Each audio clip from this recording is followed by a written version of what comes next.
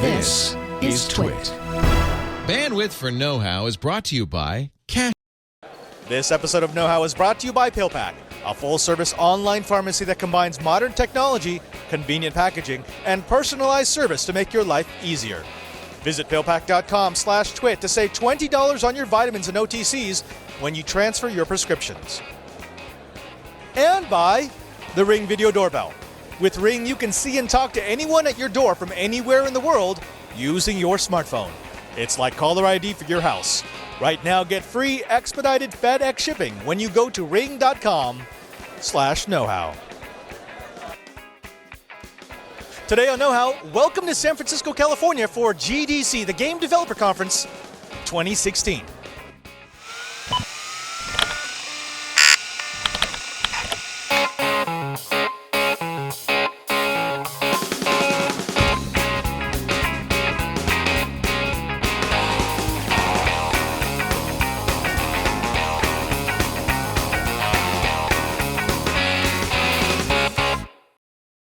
We're here at the Sony booth for PlayStation VR, and I'm standing next to OMG Chad. I don't know if you remember this guy. Kind of a gamer, kind of a big deal. Chad, thank you very much for joining us. No problem. Happy to be here. Now, just a few minutes ago, we got a chance to get some very exclusive access, sort of a hands-on, behind the velvet rope look at PlayStation VR. Now, I know that you've tried the Oculus Rift, you tried Everything. the HTC Vive, you tried the Samsung Gear. I've tried the Star VR. I've yeah. tried VR systems no one's ever heard about. Every kind of VR, and I know you're very excited about VR. Yes. Where does this rank? Really high up there. I mean, I would put this, to me, still, the HTC Vive is the pinnacle. Right. But of course it's going to be, because you have to have Lightroom. You have to have a whole room dedicated to it. You know, like, of course it's going to be the most epic, system because it's the most expensive. This, I believe, to me, after that demo, ranks above Oculus. I think so, and I think one of the big things there is people already have a PlayStation 4. They already have and it. this is designed for you a don't PlayStation 4. have to get a new PC that's $1,500 Oculus to ready. $2,000 PC. Exactly. And the hardware that PlayStation is offering, I mean, we're talking about Sony. Sony makes hardware all the time. This isn't someone who's trying to reinvent the wheel with coming out with really, really slick and great working hardware. And on top of that, you can either use the controller that you already have in your home with the PlayStation 4 or the Move. Which was great. Actually, the Move is fantastic. It's one of the best movement-based controllers out there, and they've been around forever. You could go and pick up a Move right now for $60, or you could go get one used for about $8 a controller. So what I loved about the Move, I was playing a shooter game. It was I can't remember what it was. It was something about with zombies blood, and urine and mining shaft. Yeah, exactly. But I had one Move controller in each hand, and it was sensitive enough where it could detect when I turned the gun in my hand. So it wasn't just my whole arm. Right. Now, let me ask you about that technology. What makes for a good VR set? Because I get nauseous pretty easily, and I'd say all of the ones I've tried, except the Vive and the Oculus Rift, I maxed out at about 5-10 minutes. Right. This, we were playing for 15 minutes. I took it off. I was fine. What makes that work? You can never have a disconnect between your head's movement and what the VR device is displaying. And with things like Gear VR, it's really difficult to figure out that your head is moving forward or backward or side to side. So with the PlayStation VR, you have that camera that's required, so it can tell if your head moves forward to the side, it shifts. It strafes basically back and forth. And if those things are disconnected from your brain, that's when motion sickness sets in. And so that's why some of the lesser VR systems can't quite calibrate your head that way, and that's why this experience felt so natural, basically. Chad, again, since you have really immersed yourself in the VR world, I've told my audience that I'm more excited for AR. I love the idea of augmented reality, of glasses overlaying a layer of digital information on the real world. What makes you so excited about VR? Well, VR, it has the ability to transport you to a space that you're not in. Augmented reality, you're still normally it's augmenting actual reality. Now, it has its pluses because let's just say I'm looking at this mic. Look how realistic this mic looks. I can feel the texture. You can't really do that in VR, but VR does have the ability to transplant you to the space station, to the moon, to just anywhere where augmented reality is normally a little bit more grounded in reality.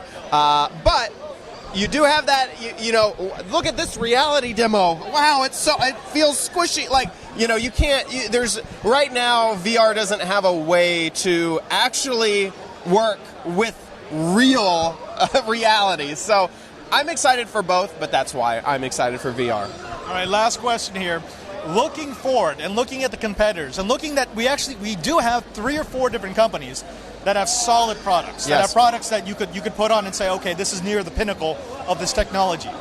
What do you want to see in the next year? In the next year, I'm hoping to see the price come down and games. 2 things. Just they need to be checked off the list. You have to have games, and you have to have the price come down, or the computers that can run the systems come down in price as well. Fantastic. Chad, thank you so very much. We're going to be roaming this hall, so we might find more stuff for you know-it-alls. Until then, go home and play virtually with yourself. I'm here with Stein Stumple from Manus VR, who's going to explain what you need to do to create a proper VR accessory. What is this? This is a data glove. It's a glove that tracks your hand movement and sends the data to a wireless headset or any device that needs the data. Yeah.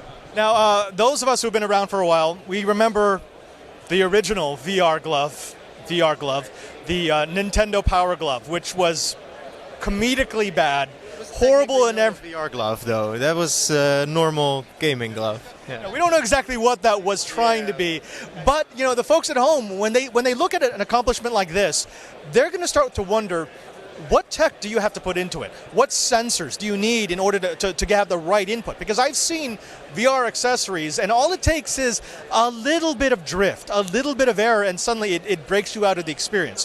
What has Manus done to make this better? Right, so a lot of hand tracking solutions use optical cameras at the moment that like Leap Motion or machines like that. They are very good because they have a very low threshold for the user. It's just a camera and it can look at the hands, but it comes with a lot of limitations. For instance, there's a small viewing angle on these devices, and if I say throw an object, I place my hand out of my view and the computer doesn't know where it is. It also uses computer vision algorithms, which require more computation. Whereas we have physical sensors integrated into the glove that give specific variables for each joint and each orientation point and quaternion coordinate and all those things. That is a very small package of data that we can send wirelessly at a very low latency. So latency is very important, and accuracy and consistency are very important in virtual reality simulations. And a physical glove is, in our opinion, the superior form factor for such a use case. So basically what you've allowed us to do is you created a device that puts what is a 6-axis IMU on each segment of your hand? No, we have a 9-axis IMU on the hand. The magnetometer also for correcting the yaw drift, and we have a custom flex sensor that we made specifically for this glove in the hand. That measures the knuckle joint and the first joint of the finger. This joint we can completely infer from the joint below it. You can try to move it independently. I figured out after I started working on the project that it's actually impossible to move that one. One of the things I like about your approach is from the beginning you've said that this is not a VR game controller. You can use it for that, but Manus is positioning this as it is an input device. It is a very accurate input device, and we don't really know how many different types of applications will take advantage of this. Yeah, so we are definitely focused on VR and VR for the consumer market. That's our main goal, and all of the design decisions and hardware decisions are informed by that market and the demands of that market. However, the SDK is open source. Anyone can make anything they like with it. We've flown a drone with it before, so you can have a drone lift off with the finger sensors and have it fly with the orientation sensor, so you point to where the drone wants to go. There's a company in England who's making robotic hands, anthropomorphic robot hands, that can copy the motion of the human hand, which looks really cool, but it also has a lot of interesting applications in the medical fields and industrial fields. So, yeah, we want people to try as many things as possible. Hopefully the audience at home and our DIY maker crew, our developers, are interested. Now, if they wanted to start playing with this, seeing how they could work this into their next big project, since you have the development kit, what kind of pricing will they be looking at? What kind of availability, and where can they go to find out more? Right, so the pre-order reservations are open at www.manus-vr.com. It will cost €250, or $250, I'm sorry. For that you will get a pair of gloves and a set of bracers that allow you to strap the Vive controller to your arm, which give you positional tracking with the HTC Vive. That's fantastic. I was expecting to hear an astronomical price tag. That's actually affordable. That's something that I think we should probably mess around with on the show. Thank you very much for speaking with us. Folks, this is the Manus VR, and wow, it's so bad. Some of our know-it-alls want to know exactly what Project Tango is. I'm here at the Google booth at GDC 2016, and Karsten Bondi, our wonderful producer, is trying out Tango right now. Now, we did a calibration very early on where we had to tell the tablet where the floor was and where the wall is, but as you can see, it's now overlaid a layer of reality on top of the real world. What I love about this is it's really solid. It's concrete. It knows exactly what the digital layer is. It knows exactly what the real layer is. And it allows you to, well, have the confidence of moving around and keeping that digital layer where it's supposed to be. This is no mean feat. This is something that only happens if you have the right sensors, you have the right timestamp so that everything stays synced up. And of course, you have to have the developers who will make applications like this. Like right now, Carson is shooting at the booths around Google, trying to bring down the pirate ship. We will see more and more of these applications, not just games, but productivity apps. The ability to walk into a server room and see exactly what servers are on the rack. The ability to walk into a boardroom and have the digital information of your participants overlaid on top of their real images. This is all to come with the future of Project Tango. In a world of VR, you need a tool that can help you to create the objects that go into that world, which is why we're here at Wacom. And I'm speaking with Joe Sliger, who's going to explain what Wacom brings to those artists, to those visionaries, to the people who want to create the VR worlds that we're going to live in. Joe, what is this? That would be the new Cintiq 27 QHD. I know I like really long words. So it's basically our flagship Cintiq. It's a pen display or a pen and touch display, depending on the version you get. And it's really designed for any true creative. So it gives you the precision of pen input, and in this case, and the manipulation capabilities that we've come to be accustomed with like iPads for touch and whatnot. Now, when I was growing up, way back when, I am an old person, Wacom was the name. If you wanted to do anything artistic, you had to have a Wacom pad. You had to have a touch-sensitive device that used a stylus so that you could get the fine strokes and the very distinct movements of the artist's brush. Recently, there's been this sort of move of, well, maybe a touch screen is enough. Maybe a multi-touch pad is enough for me to do my art. What does Wacom add above that? Oh, man. Well, obviously touch is a huge input, service for all intents and purposes. But what it lacks is precision. I mean, we have literally 5,000 lines per inch of precision. So that pointer can be located literally almost depended more on how much coffee you've had, right? Then we also include pressure sensitivity. 2,048 levels of pressure, it's a lot. It's really not about those numbers. It's about that nuance, the organic just interaction with the computer. Add one more level with the ability to tilt the pen, and now you're back to modeling almost as if you were working with clay, able to carve and push in, pull out everything just like you were working with an organic tool, but in digital space. And everything has to be digital from the get-go now to make it that much faster and that much more rapid to actually get into your games.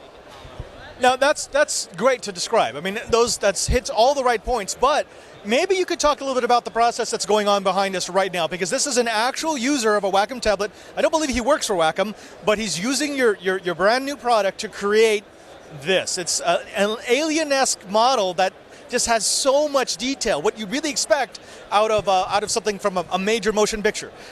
what tools and what process is he using to make this? All right, so one of the first things you have to know is that we marry our software. I mean, without us, the software doesn't do nearly what it should.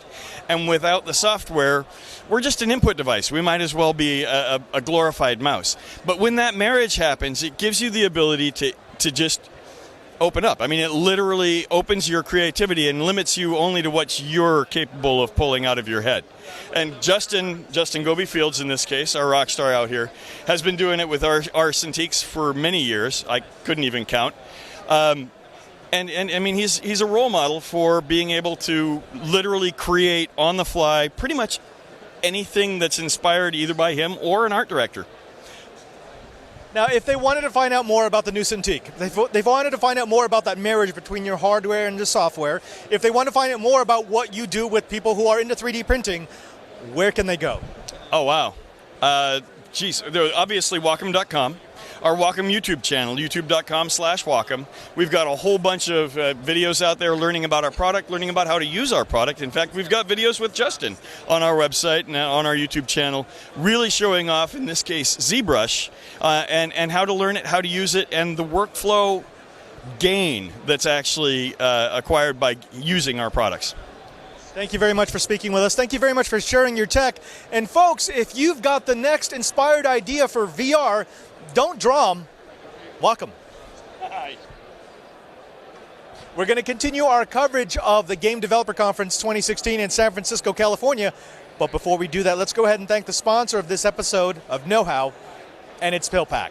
Now, PillPack is possibly the easiest way to get your prescriptions and your OTCs in easy-to-use packets. Now, here's how it works.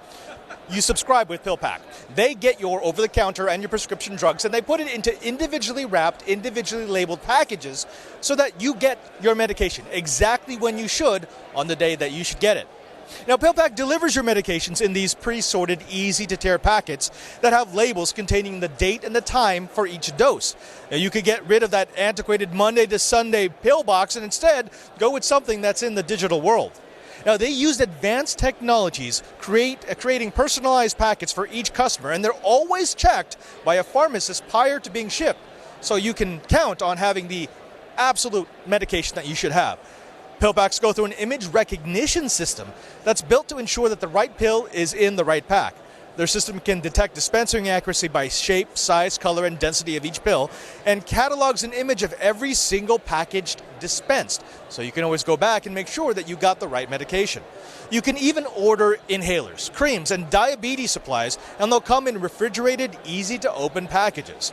Now, switching is easy.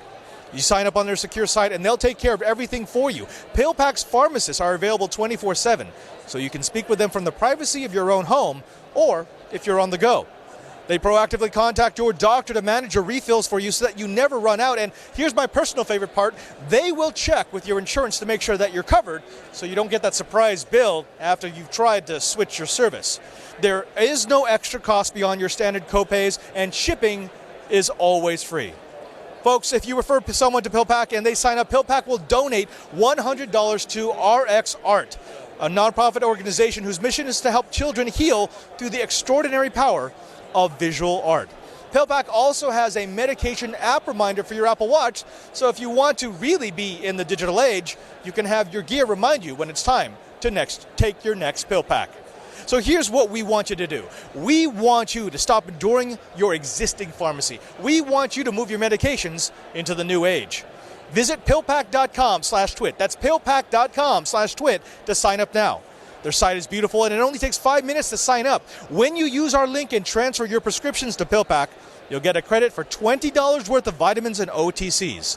Again, that's pillpack.com/twit. pillpack.com/twit. And we thank PillPack for their support of this Know How special. Take the mind of a game designer, combine it with the passion of a maker, and what you get is Tank Crank. I'm here with the makers of one of the more original controllers here at the Game Developer Conference 2016.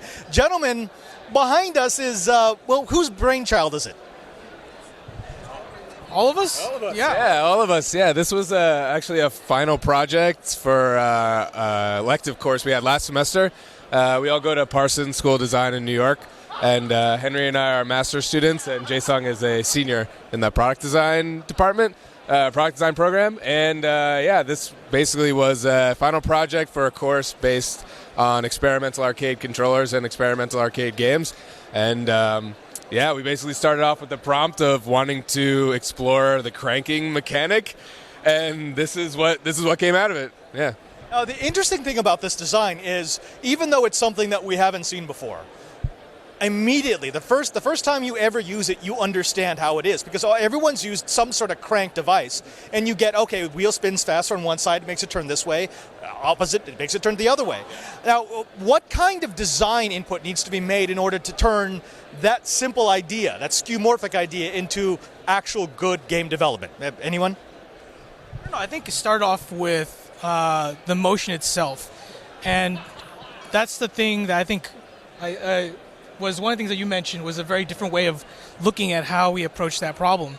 Because normally we see it as how do we develop the story, and then how do we add in the things that make this action. But we started with just purely that motion. So it really just led to what things rotate, what things require cranking, what have those things involved in them, and that's how we built in the rest of that game. Our know-it-alls, they are pretty, well, they're tech savvy, and they love Raspberry Pi projects, they love Arduino projects, they love embedded electronics projects. Could you give us, any of you, a sort of a sneak peek under the hood? What did you use to create these controllers? What did you use to power them? So we're using Arduino Leonardo for the controllers. They're actually using 4 custom-made rotary encoders that are using quadrature encoding. So for those who don't know quadrature encoding, we're using 2 photoresistors and an LED source, and the sort of coverage with an encoder wheel that is either hiding or exposing that light gives us both the direction and the velocity. Then using that, we transfer that through the Arduino via serial to Unity, and then from Unity, then we are driving the wheels of the tank and basically causing it to turn, go forward, or go backwards. I got to ask this for my own personal curiosity. Are those rotary encoders connected via I2C back to the Leonardo? No, they're using a multiplexer for the 8 different inputs. So all of it's driven back into a single analog input. Yeah. So, you're behind the hardware, right? I mean, that's your main? Yeah. Okay. Yes. And who was the primary game developer? The 2 of us, yeah. Unity. It was a, how did you describe it? Pair programming is a technique we use. Yes, one screen, 2 keyboards, and a lot of late nights. A lot of late nights. Now behind you right now, we have both OMG Chad and my producer Carson Bondi, and they're just loving this. I mean, we've gone through the entire show. We've played some of the most advanced VR that you have, and they can't stop playing this. I think it's that idea of it's something physical. It's something that's involving the whole body. I know that this is a mock-up and this was a student project, but where do you see something like this going? Where would you like to develop this? I think just from today, we've gotten a lot of suggestions at like sort of adult bar arcades. Thing like that, just anywhere where you would have a large installation where you could get a large number of people. I mean, more than a couple times we've said, crank tank plus beer would be a lot of fun. So if we see the interest, then obviously we'll pursue it. But yeah, as of right now, we're happy that people enjoy it here because it's certainly providing a lot of enjoyment for people. All right, gentlemen, if they wanted to find out more about Crank Tank, if they wanted to find out more about you, your individual efforts and what you do, where's the best place to go? Probably our website, just cranktank.co. That would find all the information about Crank Tank, and then have all 3 of our contact informations and anything on that. All of our personal emails, so try to... And our portfolios as well. Yeah, since we're all students right now. So... Game developers, you need to hire some students. Gentlemen, thank you very much. Thank you for an original idea, and thank you for something that's actually a lot of fun. Again, it's been a pleasure to play with your Crank Tank. Hey guys, Chad here at GDC 2016. So I'm here in the Unity booth, and I'm talking to Marcos, and let me know, what is Unity talking about here at this convention?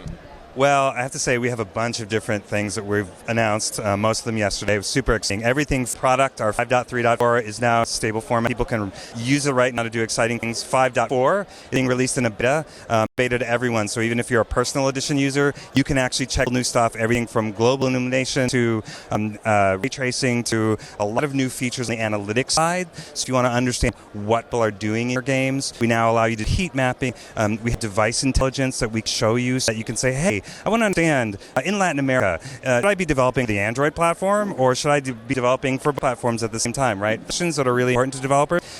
We also had a really exciting announcement around certification and education. So we now, for the first time, offering certification, and actually there are people who are taking tests here. The idea is, for companies, we want to allow them to be able to very quickly understand what does a person know. So when they're hiring, they can look and go, oh, they're Unity certified. I know that X level, and I can sort of be able to do these things for me. And on the flip side, for a developer, it's a great tool to show that you have some competency within Unity. So that was the exciting thing that we did.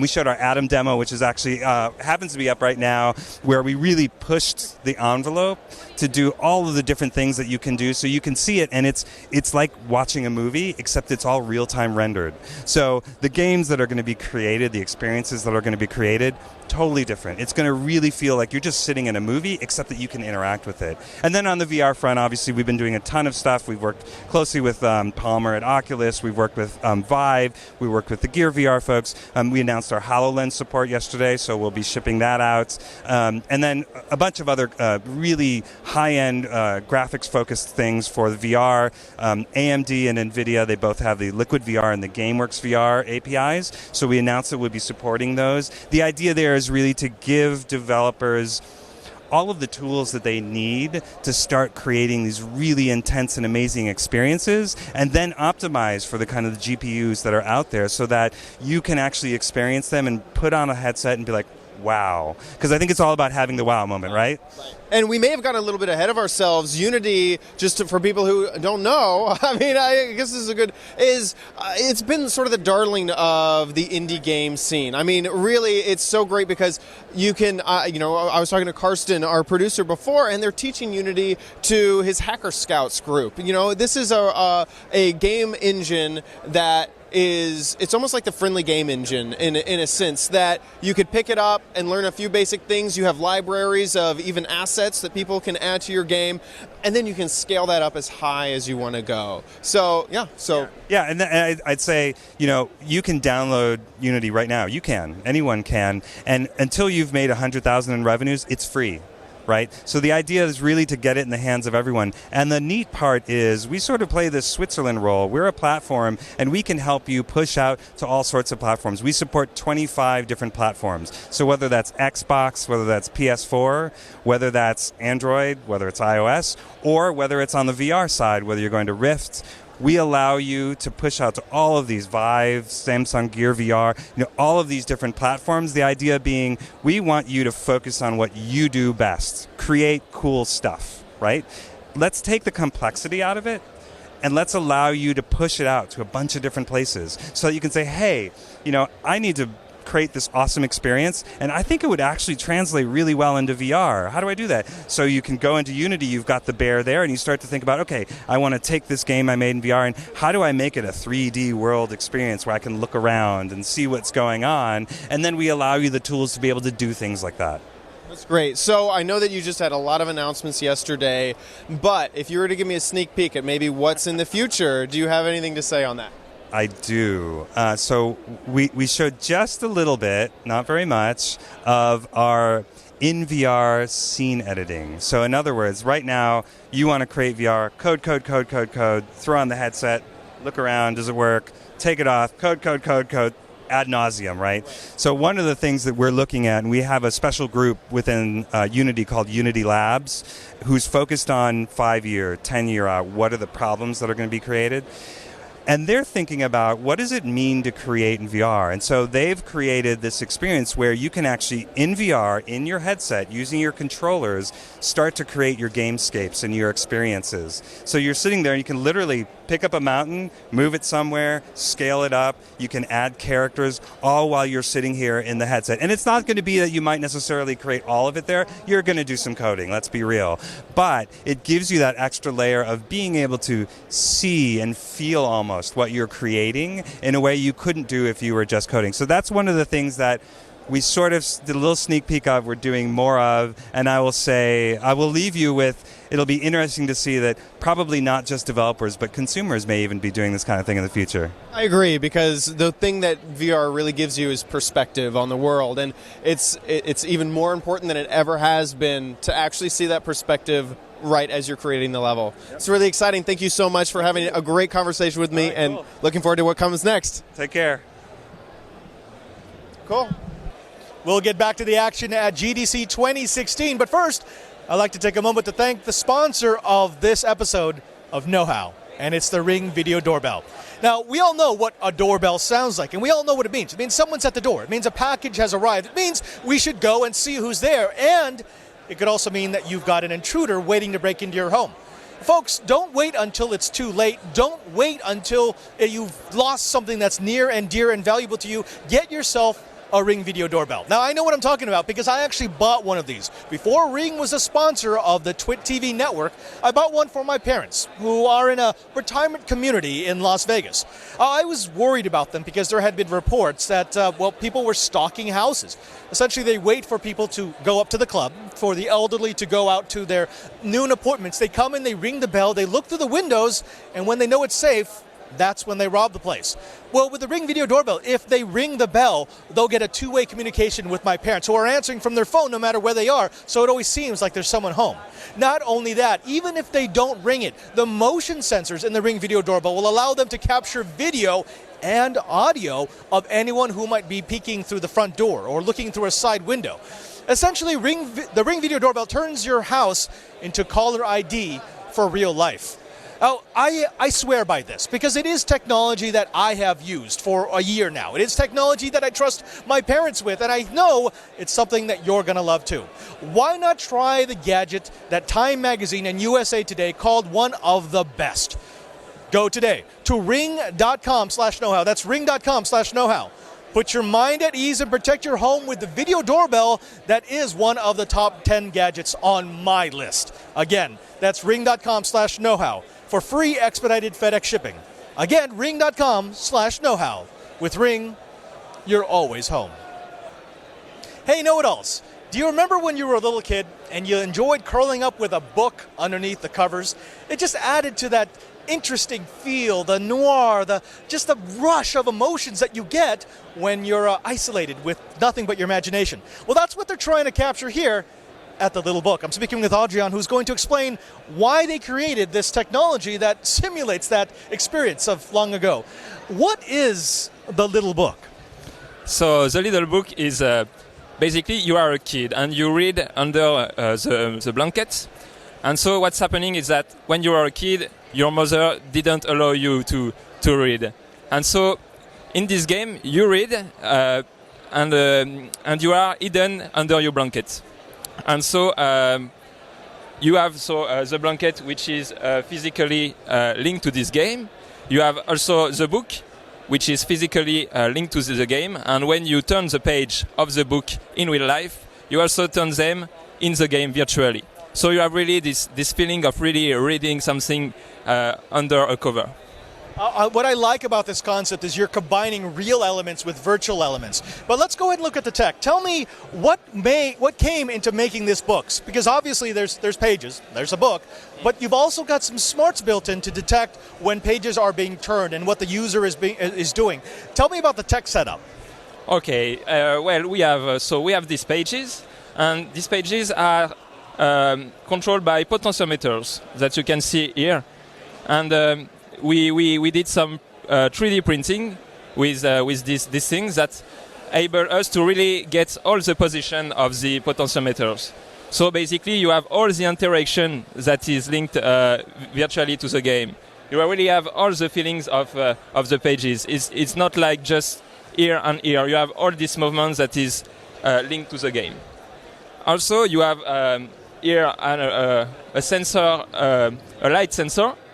And so when you put your blanket and you put it above you, you hide this light sensor, and it's also in the game you have this blanket that you put above your head.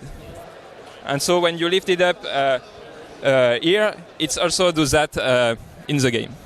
Oh, what I like about this is the text from the book actually only shows up if you're wearing the Oculus headset. So that's the virtual part.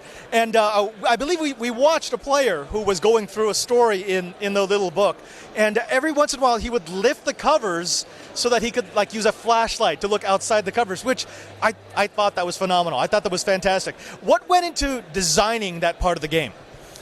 Well, it was really, we wanted that the player feel like a kid, and so this is what we thought. We thought the flashlight was, with the flashlight you don't see everything what's going on in the room, and it is our main word for this game. It's like suggestion, like you don't see what's going on. You have some things that will scare you, but you don't see them clearly.